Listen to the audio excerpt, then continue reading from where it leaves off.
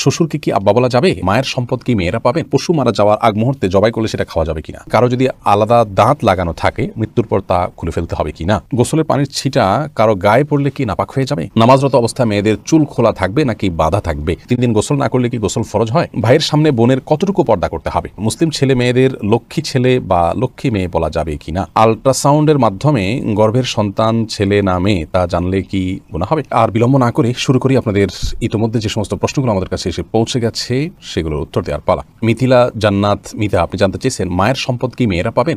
বোন মিথিলা, মায়ের সম্পদ মেয়েরা পাবেন, ঠিক বাবার সম্পদ যে হারে পান সে হারেই। আমরা অনেকেই মনে করি যে বাবার সম্পদের ভাগ বোধ হয় একভাবে হয়, মায়ের সম্পদের ভাগ বোধ হয় আরেকভাবে হয়। এটি ভুল ধারণা।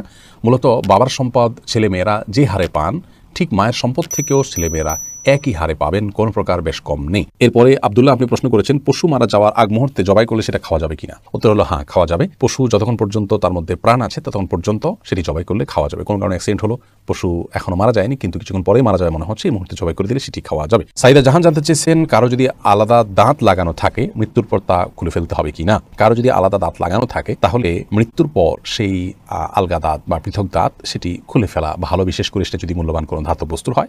কিন্তু এটি আবশ্যক বা ফরজ ওয়াজিব কোনো বিষয় নয়। বিশেষ করে সাধারণ কোনো নরমাল যদি কোনো হয় তাহলে সেক্ষেত্রে সেটি খুলে রাখা আবশ্যক নয়। এরপরে প্রশ্ন হলো গোসলের পানির ছিটা কারো গায়ে পড়লে কি নাপাক হয়ে যাবে? উত্তর হলো গোসলের পানির ছিটা, সাধারণ পানির ছিটা যদি কারোর গায়ে গিয়ে পড়ে তাহলে সেটি নাপাক হবে না, তার শরীর নাপাক হবে না। কাপড়ের উপর লাগলে সে কাপড় নাপাক হবে না। তবে শরীরে যদি কোথাও দৃশ্যমান নাপাক থাকে শরীরের উপরে, সেই জায়গাতে পানি পড়ে এবং সেই পানিটা গিয়ে নির্দিষ্টভাবে কারো গায়ে লাগে তাহলে সেই অংশ, যে অংশে লাগবে শুধুমাত্র সেই অংশটা নাপাক হবে, সেটিকে ধুয়ে ফেললেই পাক হয়ে যাবে।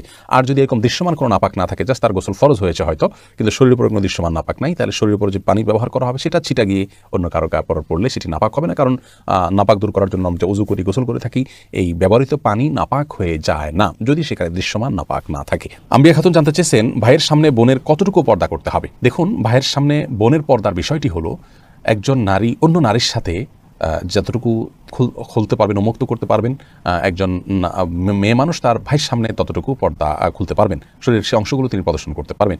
এটাকে আমরা আরও স্পষ্ট করে যদি বলতে যাই তাহলে এভাবে বলতে পারি যে একজন নারী তার আপন ভাইয়ের সামনে তার শরীরের জঙ্গগুলো সচরাচর তিনি খুলে রাখেন, বাবা শরীরে খুলে রাখা হয় মাহরামদের সামনে, সেগুলো তার সামনে খুলে রাখতে পারবেন, যেমন চেহারা, মাথার চুল, এমনকি গলা, এগুলো খোলা রাখা যেতে পারে, হাতের গোছা, পাও, এগুলো আপনার ভাইয়ের সামনে আপনি খুলতে পারেন এবং বাবার সামনে এগুলো প্রদর্শন করতে পারেন।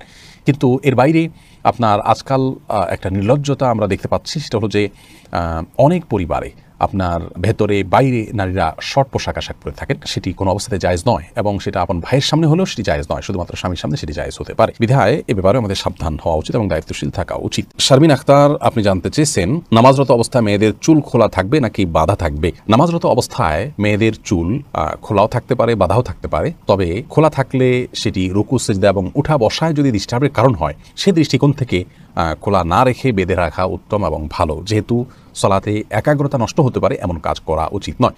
আর যদি এরকম কোনো ব্যাপার না থাকে, উঠা বসা রুকু সিজদাতে কোনো প্রকার সমস্যা না হয়, তাহলে তিনি চুল খোলা রেখেও নামাজ পড়তে পারেন, তবে চুল তাকে ঢেকে রাখতে হবে।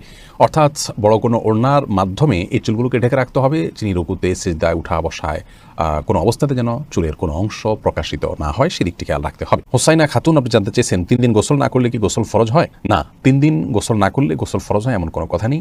অনেকে মনে করেন যে 3 দিন বা এতদিন গোসল না করলে তখন গোসল করতে হয় ফরজ হিসেবে। গোসল ফরজ হয় শুধুমাত্র মেয়েরা মাসিক থেকে পবিত্র হলে এবং সন্তান প্রসব পরবর্তী যে ব্লিডিং আছে সেটি থেকে পবিত্র হলে এবং নারী পুরুষ উভয়ের বীর্যপাত হলে সহবাসের পর, এই জায়গাগুলোতে গোসল করা ফরজ বা আবশ্যক। এছাড়া এতদিন গোসল না করলে গোসল আবশ্যক হবে এমন কোনো কথা নেই। কেউ গোসল করা ছাড়া 5 দিন, 7 দিন, 10 দিনও যদি থাকেন তারপরেও গোসল ফরজ হয় না। তবে হ্যাঁ, এরকম দীর্ঘ সময় গোসল না করে থাকা এটা অনুচিত, কারণ পরিচ্ছন্নতা এটা ঈমানের অংশ, এটা নেকামলের অংশ। সেই জায়গা থেকে যত অল্প সময়ের মধ্যে সম্ভব, বিশেষ করে গায়ে যখন দুর্গন্ধ হয়, ঘামের গন্ধ হয়, তখন ঘামের গন্ধ এবং শরীরের ময়লা ইত্যাদি এগুলো দূর করবার জন্য গোসল করা উচিত। বিশেষ করে আজকাল আমরা মানুষের মাঝে যেতে হয়, মসজিদে যেতে হয়, তো শরীর দুর্গন্ধ নিয়ে গেলে অন্যের কষ্টের কারণ হবে, সেই কারণে গোসল করা উচিত। সেটা 1 দিনে হোক, 2 দিনে হোক বা যতটুকু সময় সম্ভব, কিন্তু এত সময়ের মধ্যে না করলে গোসল করা ফরজ হয়ে যায় এমন কোনো কথা নেই। এরপরে জেন্টেলম্যান আইডি থেকে আপনি জানতে চেয়েছেন মুসলিম ছেলে মেয়েদের লক্ষ্মী ছেলে বা লক্ষ্মী মেয়ে বলা যাবে কি না? না ভাই, এভাবে বলা উচিত নয়। আমরা অনেক সময় নিজের সন্তানদেরকে স্নেহ করে ভালোবেসে লক্ষ্মী বলি, অবশ্য স্বামী স্ত্রী একে অন্যকে বলেন। লক্ষ্মী বলা উচিত এই জন্য নয় যে হিন্দুদের একটি ধর্মীয় বিশ্বাস হলো তারা একজন দেবীকে লক্ষ্মী বলে তারা সম্বোধন করেন, ডাকেন, বিশ্বাস করেন। তারা মনে করেন যে সৌভাগ্য, ধন, ঐশ্বর্য এগুলোর অধিষ্ঠাত্রী হলেন সেই দেবী। তো সেই জায়গা থেকে তাকে লক্ষ্মী বলা হয়, ভালো লক্ষণ তিনি বহন করেন। তো নিজের সন্তানকে বা প্রিয় কোনো মানুষকে যদি আপনি লক্ষ্মী বলেন, কেমন যেন আপনি সেই বিশ্বাসকে স্মরণ করে তাকেও ভালো লক্ষণ বহনকারী ওই দেবীর মতো, যদি আপনি এরকম মনে করে করছেন না, কিন্তু তার সাথে সাদৃশ্য হচ্ছে, সে বিশ্বাসের সাথে কিছু দিক থেকে বাহ্যিকভাবে হলেও মিলে যাচ্ছে। আর শিরক এবং মুশরিকের বিশ্বাসের সাথে বাহ্যিকভাবেও সাদৃশ্য হয় এমন কোনো কাজ একজন মুসলমানের করা উচিত নয়।